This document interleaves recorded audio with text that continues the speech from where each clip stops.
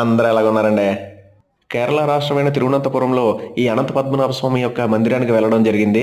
7,800 కేజీల మేలిమి బంగారము, 7,80,000 రకరకాల వజ్రాలతో ఆ అనంత శేషనాగపై పవలిస్తున్న నిలువునామాల వెంకటేశ్వర స్వామి ఈ అనంత పద్మనాభ స్వామి.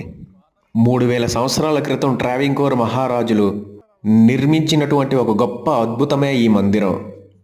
ఇప్పటికీ ఈ మందిరం ట్రావెంకోర్ సంస్థానం ఆధీనంలోనే ఉంది.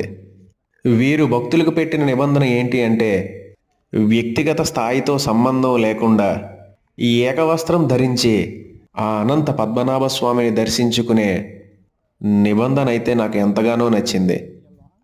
ఆయన చూసిన తర్వాత నా భావనలో, నీ యొక్క ధర్మ అధర్మాలను లెక్కగట్టి నిన్ను సక్రమమైన కర్మల వైపు నడిపిస్తూ, నీవు బలహీనుడు అని తెలిసి నీకు అన్యాయం చేసే వాళ్ళ అంతు తేలుస్తూ, జీవులన్నిటికీ న్యాయం చేసి అలసిపోయిన ఒక చిన్ని బాలుడు అలంకరించుకుని పడుకుంటే ఏ విధంగా కనిపిస్తాడో నాకు ఆ విధంగా కనిపించాడు.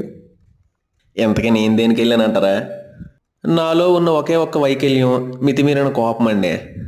ఆ భగవంతుడు ఏమి ఇచ్చినా తీసుకుంటాడంట కదా, అందుకే నాలో ఉన్న కోపాన్ని ఆయన పాదాల దగ్గర వదిలి కాస్త మనసు ప్రశాంతత చేసుకుని వచ్చానండి. వీలైతే మీరు వెళ్ళండి. ఉంటానండి. హాయ్.